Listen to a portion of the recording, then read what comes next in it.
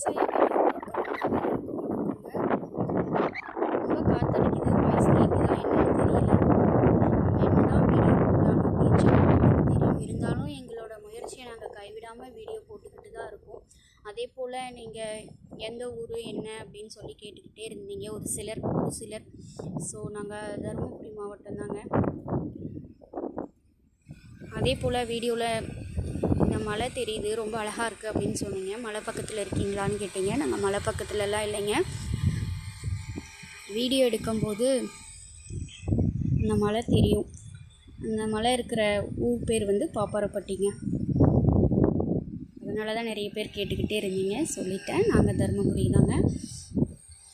இன்றைக்கி என்ன வேலை பார்க்குறோன்னு பார்த்தீங்கன்னா, மஞ்சள் நட்டு இப்போ 10 நாள் ஆயிடுச்சுங்க. அதனால் களைக்கொல்லி தான் அடிக்கிறோம். என்ன களைகளே இல்லை, களைக்கொல்லி அடிக்கிறீங்களேன்னு கேட்காதீங்க. பாருங்கள், காட்டுறேன். இருக்குது, இப்போ தான் சின்னதாக முளைச்சி வந்திருக்கு.